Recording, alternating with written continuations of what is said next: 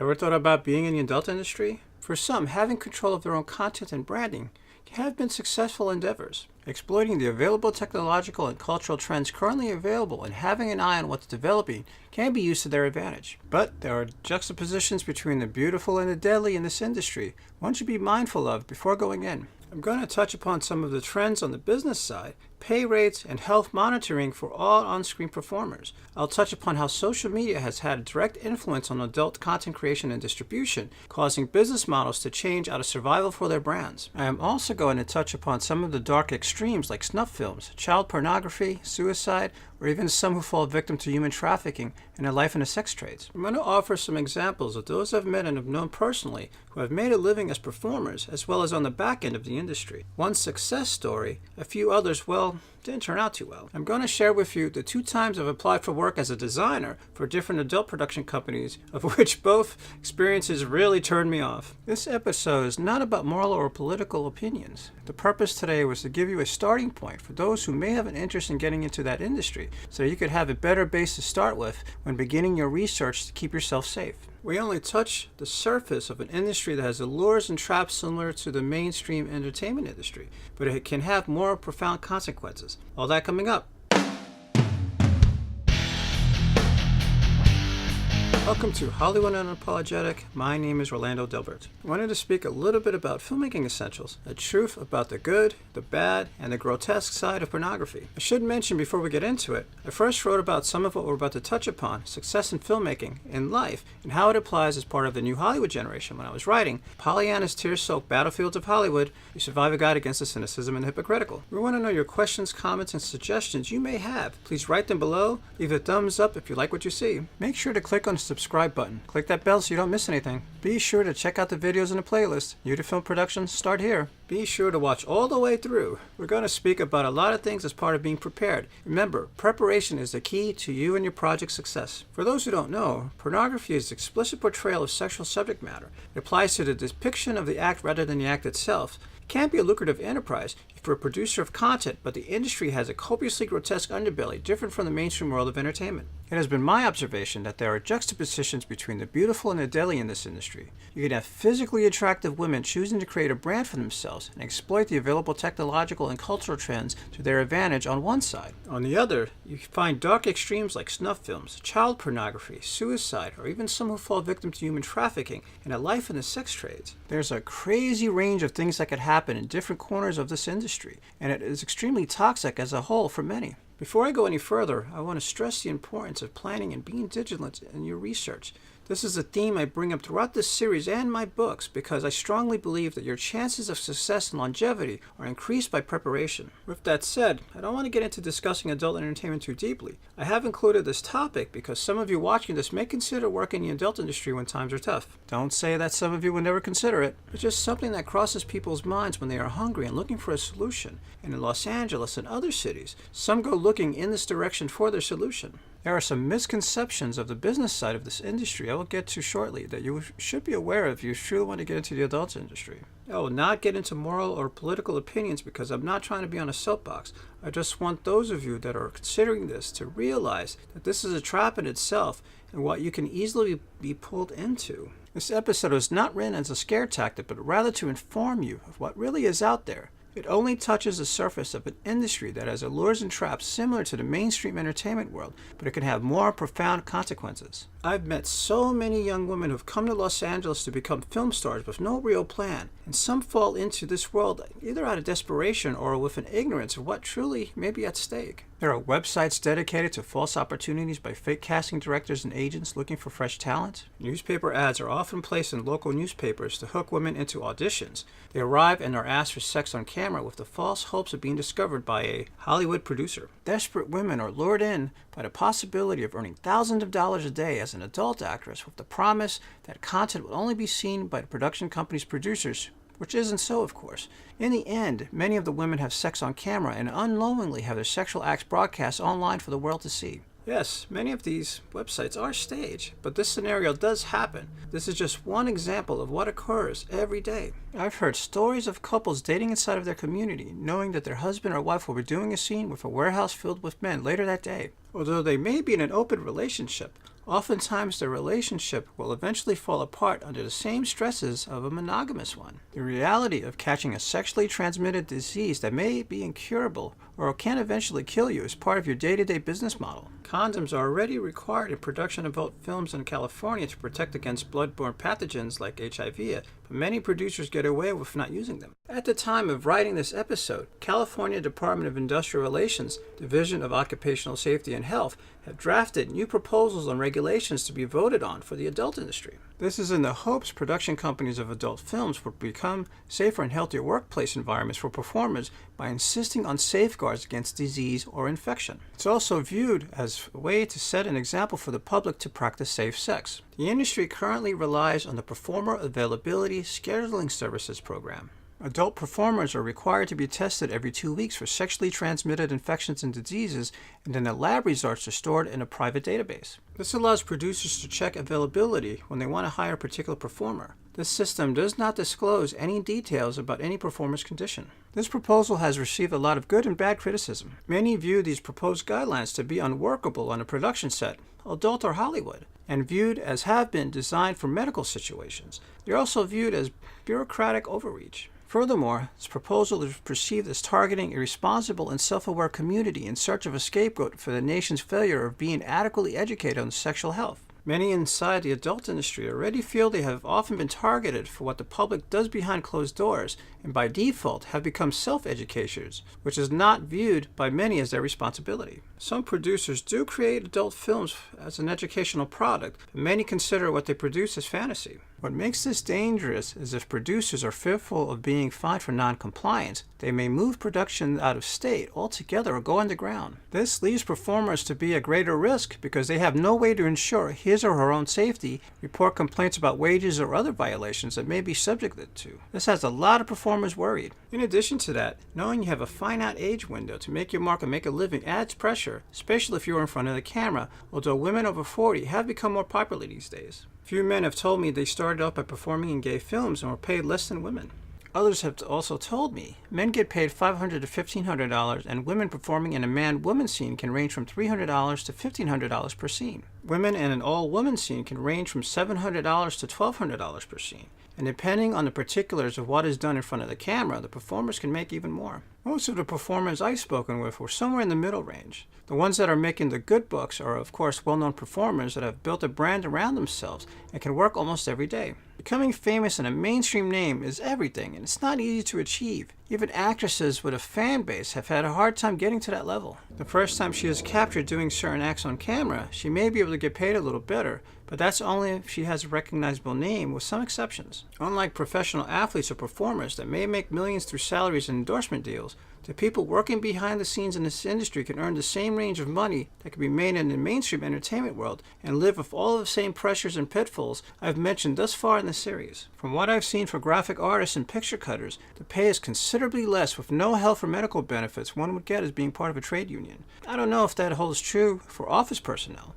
A camera person can make $500 to $700 a day, a sound technician around $300 to $400 a day, and a production assistant may make $100 to $250 a day or so. Hair and makeup artists may make around $500 a day, not including their kit fee. I have known quite a few individuals in this industry over the years in New York, Miami, and Los Angeles. The cities all had similarities in how money is made and who benefits from it. Unless you're the content producers, you're not making the big bucks in most cases unless you have built a successful brand for yourself.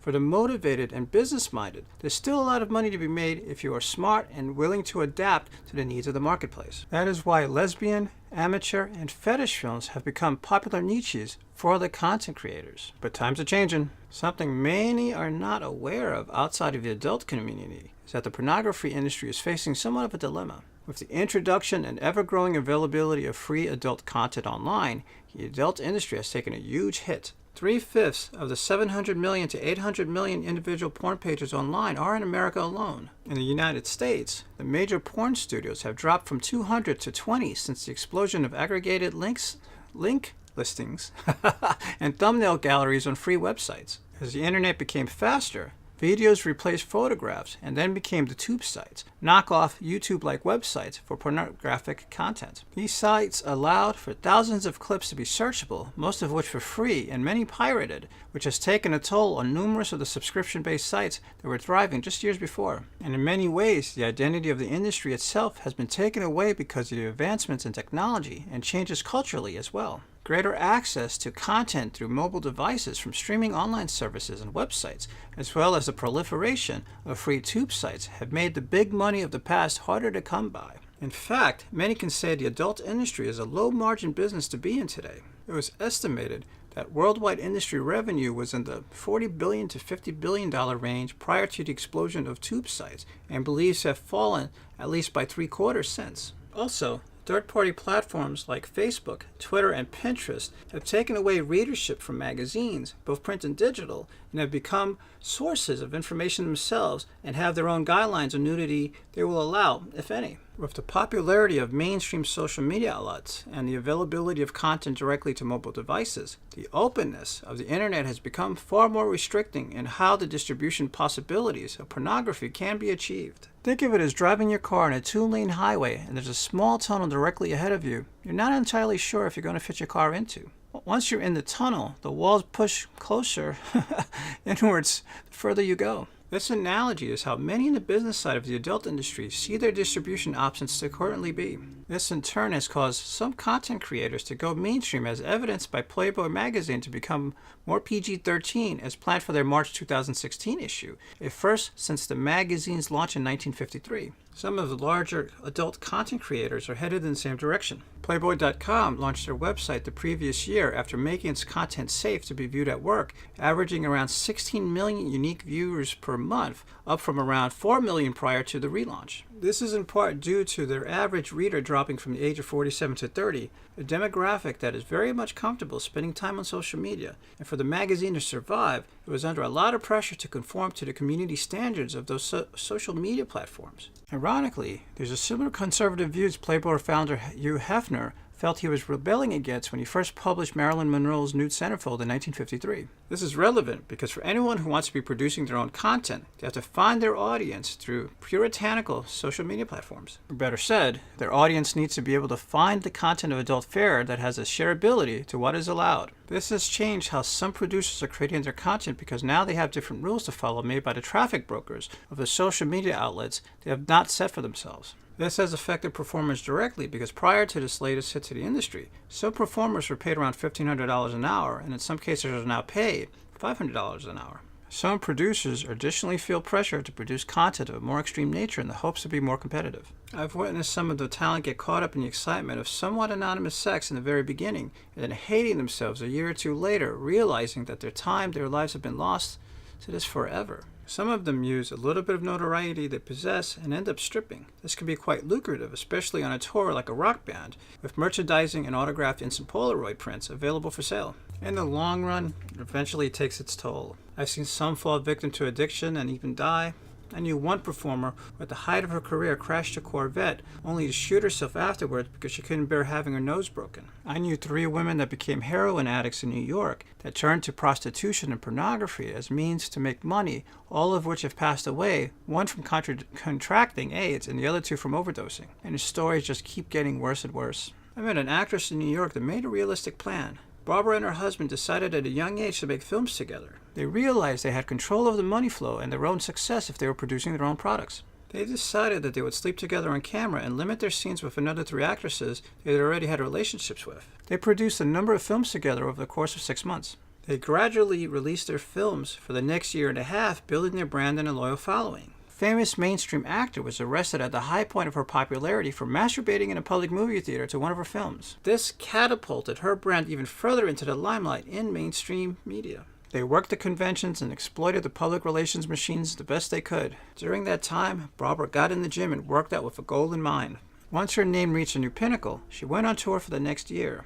She looked like an entirely different person. In the beginning, she had the look of the stereotypical girl next door with a voluptuous body and soft curves. By the time she began her tour, she was very lean and contoured, much like a professional athlete, well, except for the implants. Barbara told me that once she was done with the tour, she and her husband expected to have more than $1 million saved and tucked away. Together, they already owned a home in Arizona, planned on the removal of her implants, and planned to build a family and begin a normal life, all before turning 30. This is by no means the norm, but they did exactly what they set out to do. This is my point. They made a plan and they stuck to it. It took a lot of planning on their part. Many of the same pressures existed as in the mainstream media. They made a plan which spanned 10 years from beginning to end, and they made it work. I have heard and read of other success stories of on-camera talent with similar outcomes. They all looked at the range of possibilities and created a brand for themselves. Each one was already married or in long-term committed relationship with someone either in or around the adult entertainment business. This became the anchor to his or her success. They looked at the business models proven to have worked and copied them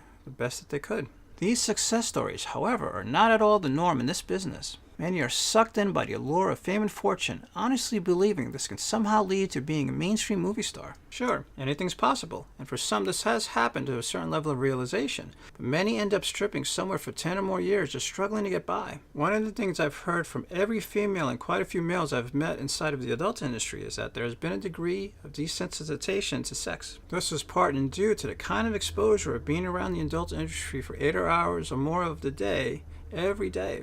I've also heard this from staff members working in the offices in various adult production companies that have never stepped foot on an actual set. On 2 occasions when I was desperate for work in my early years in Los Angeles, I lined up interviews at 2 of the bigger adult production companies as a graphic designer. My interviews consisted of spending most of a full workday designing one box cover to be used to package VHS tapes. Remember those? I was made fun of by the other designers for actually dressing the part of a professional and for being older than they were at both companies. In the end, I was turned off by both experiences and not paid for my time for either day. I only considered them in the first place because I needed money to pay the rent and to eat. But looking at women's genitalia grossly distended in high-resolution photographs in very unnatural poses, it's really left me emotionless by the end each of those experiences. Not to mention if I was hired, it was somewhere in the neighborhood of what fast food restaurants are paying on the low end to the employees at the time.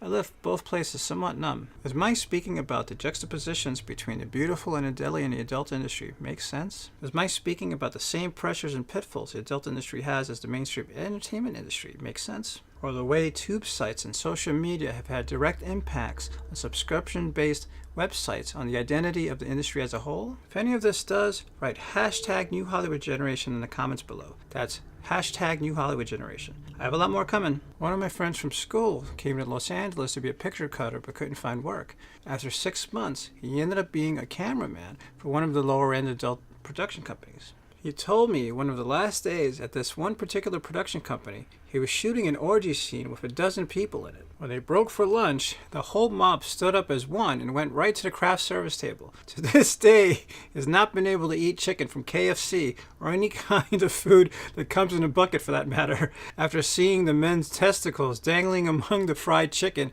and everything else. Not to mention, no one cared to wash their hands before digging into the food. The idea of finger looking good meant something different to him that day forward. I know my time as a studio musician in my 20s, I became friends and dated women that danced and bartended at strip clubs, as well as 2 women that ran their own agencies for dancers. I witnessed this firsthand how it changed their perspective on relationships as a whole. This was due in part out of self-preservation. They needed to distance themselves from the clientele to keep themselves safe, but yet to be present enough while working on the clock so they can get better tips. This also affected the dating practices of the ones that weren't already in long-term relationships. By the second or third date, and often prior to being intimate with the potential next Mr. Man, conversation would lead to what they do for a living, and there were usually 2 different responses. The immediate jaw-dropping of their dinner date sitting across from them before he was able to catch himself, followed by the uneasiness of not revealing the amount of pornography he views himself. And then the curious ones that ask the pressing questions. Have you ever been on a porn set? Did you meet any porn stars? Do you even like to watch porn anymore? One may think that dating someone in the adult industry would be comfortable about his or her own sexuality. And it's safe to say most are. But oftentimes a level of uneasiness and awkwardness happens when they begin something new with someone who has never stepped foot inside that world. When one has to work extra hard to communicate things about themselves and what they do repeatedly, and the other person just doesn't get it, as well as to make the time to see the new person after so much explanation, their immediate infatuation would go ice cold just as quickly as it heated up. Their emotional immaturity and their need for haphazard communication around sex turned out to be easy ways to turn your partner off, and boredom sets in. On the other end, for many, what seemed like a great idea of a novelty experience with someone in the adult industry in the beginning later seemed like more than they were really mature enough to handle. They lose sight of what the other person is really about by focusing too much attention on an imagined fantasy. Each and every one of them is just people too. And of course comes the knuckleheads that build themselves up so much of being the best pipe fitter him or her has ever or will ever have in an effort to come across as more masculine than those in her line of work is just a setup for failure. Not every man can offer the sexual prowess suggested by his own hubris, leaving the other person with a less than earth-shattering experience. In the end, with some disconnectedness, led to a very realistic awareness of the big picture of each relationship. They knew that no matter whatever happened, they would get over it, and they did. Many also have said their sexual maneuvers have improved after seeing so much pornography. They felt they had a backdoor path to the subconscious of what every man's fantasies were about and were able to use it to their advantage. They figured out what moves worked the best for them and added it to their repertoire. But all too often it became about strategy and mechanics and not always being natural and in the moment. I should mention that my friends that are in the adult business today either work in business offices, model, or produce and distribute their own content. They have had similar experiences to what have been mentioned so far, but are successful because they knew going in what they were in store for. There was no disillusionment. They understood it was business and have been able to keep things in perspective by having an open mind and not taking their work home with them, or at least not much of it. I should add, the ones that were creating their own content knew what they liked sexually and what they were willing to explore. That is important in any kind of work situation simply because if you enjoy what you're doing for a living, in a way it's not a chore to come to work. Some offer photo sets and downloadable videos from their websites, while one performs live on a webcam at scheduled times. They each did their research on what the marketplace was like and how to market to their target demographic. They were able to get input from their friends on what turned them on as well as search online for trending information. One source was Pornhub.com, the world's largest website for viewing pornographic material online. As part of their service, they have compiled data from billions of hits on the intricacies, how their content is viewed, and offer the information to the public. Another source is xbiz.com, which is also the adult industry's leader publisher of business news and information. They offer 3 trade publications that cover current business trends in the retail, digital media, and the intimate production marketplace. They also hold trade events annually and the adult industry's biggest night, the XBiz Awards.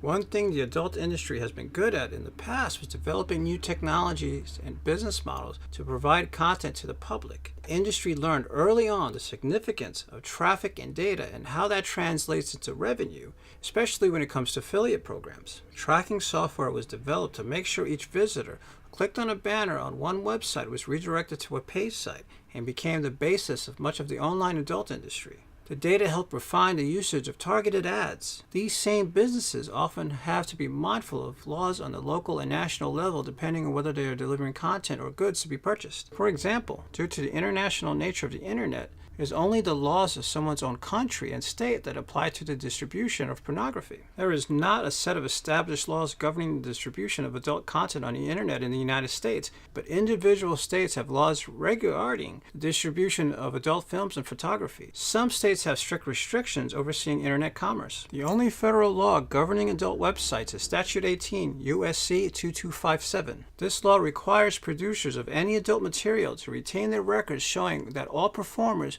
were over the age of 18 at the time of the production. Joe Francis, the guy who made the Girls Gone Wild videos, ended up in jail because he failed to document that all the girls were of age, and many of them weren't. Due to the growing number of tube sites sucking away at the profitability of the subscription-based pay sites, there has been some stagnation felt on the technology end of the business. Many believe there will always be opportunities for young entrepreneurs who can identify emptiness in the marketplace and whom can aggressively fill it. There's a very real opportunity for someone who is tech savvy to make a lot of money in this industry with an innovative idea, but innovation comes at a price. Once you have reached the peak, it's very difficult to stay there. That is in part due to the many who learn from what has worked for you and copy it for the hope of endless success, which will only flood the market again. However, there is some promise with some of the future technologies already being developed. There are websites that uses facial recognition software to help you find content to view. You would upload a photograph of someone you have an interest in, and the software finds content featuring participants who resembles that person. The lookalike is found based on matching up key features, body type, hair color, and even ethnicity. What's showing more promise are the adapting of the virtual reality reality technologies is currently available for adult content. Remote control gadgets allowing individuals thousands of miles apart from one another to control the other devices are available. Subscription services with enhanced sex toys as part of the VR experience already exist. Stereoscopic 3D camera arrays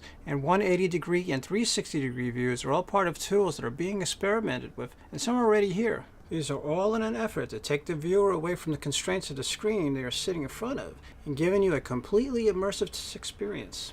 But all of this is tricky. Traditional forms of funding for technology startups have not been available to any type of adult entertainment. Aside from the fact that pornography may be viewed as insulting to traditional investors and would be troublesome for any future collaboration if they had adult content in their financial portfolio, it is also viewed as an investment brand's risk.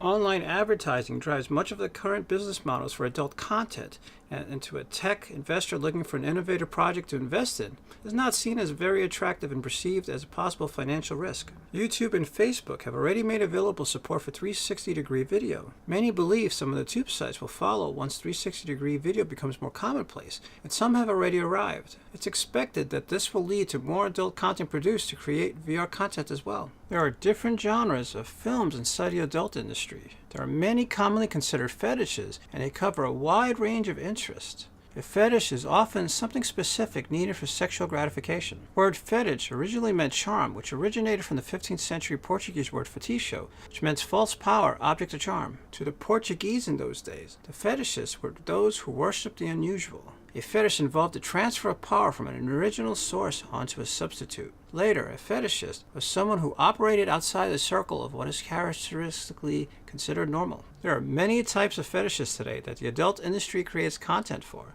It could include voyeurism and exhibitionism, leather, rubber, vinyl, latex, domination, submission, and everything in between. There are quite a few more, and the list goes on, and some of them leads toward extremes. I'd like to address the dark side of pornography in the following section. What I'm about to touch upon is very disturbing, and some may find it repulsive. I have to warn you that some of what will follow in this section of very extreme situations are not at all intended to represent the entire industry. It is meant to illustrate some of the extreme scenarios that some could find themselves involved in. I read a news story about a mother suing a production company over a video she was involved in years earlier. She agreed to appear in a breastfeeding instructional video with her month-old daughter. She saw this as an opportunity to help women who had trouble getting their babies to nurse. In 2010, she conducted an online search of herself and found numerous links to pornographic websites and videos containing her name. She clicked on one and saw the video edited to include a woman with similar features and stature performing sexual acts. She then searched her infant's daughter's name, and the search returned photographic links as well. Mother and infant child fell victim to an unscrupulous set of circumstances. This is another example of someone being taken advantage of, but it can get much worse. I read a news story about child pornography rings spanning 2 continents. So far, the authorities have arrested 43 men over the past 2 years. More than 140 young victims have been identified. Investigators made one arrest after another of men accused of sexually abusing children, exchanging explicit photos of the attacks, and even chatting online about abducting, cooking, and eating youngsters. This leads me to the darkest corner of the industry, snuff films. To the best of my knowledge, snuff films are considered somewhat of an urban legend, or are they? I know there have been a series of distributed films that have people losing their lives on camera in many different ways in the past. I used to know someone who came to Los Angeles to work in motion pictures right out of school. Wasn't able to break in mainstream Hollywood and ended up being a picture cutter, editing adult films for one of the pornography companies. About a year and a half went by and the company's format changed, leaning more towards gay films and supposedly snuff films. That was when he quit. He did mention 2 films shot in Japan where one woman was abducted while she was jogging. The second film had a different woman abducted after having her front door kicked in. Both films ended in a warehouse with the women being raped by several men at once and eventually being shot in the head while still in the act. There are other examples of deplorable horrors that some fall victims to. Women sometimes fall victim to abduction and human trafficking as sex slaves. They sometimes answer newspaper ads for modeling, like I mentioned earlier, while looking for employment and find themselves performing in adult films or as prostitutes or both. Sometimes they are moved from location to location and even to multiple countries as a sex slave worker. This is big business, especially in Europe, and there is little risk of prosecution for those involved in some countries. I've read articles on how some street gangs, some of which are based in Los Angeles, have used young women to recruit teenage girls attending school and kidnap them to be used in the sex trades. The underage girls gained their trust and were told they could make lots of money as prostitutes. The girls were housed and fed and made them to believe the lifestyle was glamorous. The money earned was then used in part to acquire firearms and for other ends of illegal activities to keep their businesses growing. Some members within the law enforcement community believe part of the problem is the glamorization of prostitutes in television and film, which somehow feed into the acceptance by these young girls. I think my point has been made. I have no desire to go into further details about this subject. I'm disgusted by the fact that someone can profit from such extreme cases, but the purpose of this episode is not to express how I feel about it. I want to make sure you are mindful of the traps and pitfalls that may keep you from survival and success. The way to succeed is to prepare and plan, but also keep a certain amount of flexibility in your plan. This is true for all aspects of life, not just working in the entertainment industry, mainstream or adult. If someone offers you an opportunity that sounds too good to be true, it often is. Research everyone you meet with as best as you can and weed out the liars and those who are looking to profit by putting you directly in harm's way. It is your responsibility to look out for yourself and keep yourself safe. You owe it to yourself. One more thing. Part of the new Hollywood generation, others just like you are asking the same questions of themselves. You are not alone. We are all in it together. If you enjoyed the content, please subscribe and click on the bell to know when we have more for you. And more episodes are coming. Please share it with someone you know who may find what we spoke about today beneficial. Like if you like what you see, dislike if you don't. And let us hear from you. Are you going to use what we discussed today? Yes or no? Let us know in the comments below. Please consider what I offer you today and consider what your role is as a new generation of content creators. And feel free to take advantage of other members of the new Hollywood generation community. We're all here to grow together and to help one another. We have a strong group on Twitter. Come join the new Hollywood generation and meet some fellow filmmakers and content creators. As members of the new Hollywood generation, take the time to assess what your short-term and long-term goals are. Make your plan, take a breath, go for it. You could do it once you believe you can. You ready for the challenge? If you're looking for filmmaking for beginners, Filmmaking 101, and for some filmmaking tips on how to want to be a filmmaker, make sure to click on the subscribe button. Click that bell so you don't miss anything. Looking for how-to filmmaking essentials? Be sure to check out the videos in the playlist. New to film production? Start here. Think of this channel as a film crash course, filmmaking crash course, and an introduction to filmmaking entrepreneurship to build the skills needed well beyond just how to succeed Hollywood and beyond whatever discussions other how-to film school, how-to indie filmmaking in general, how-to film industry channels just don't talk about. The whys you truly need to know to help you grow as a thought leader in life, the entertainment industry, and how it applies as part of the new Hollywood generation is in this video series and in the Pollyanna's tear-soaked Battlefields of Hollywood, a survival guide against the cynicism and the hypocritical series of books, links below. Remember, preparation is the key to you and your project's success. Ready?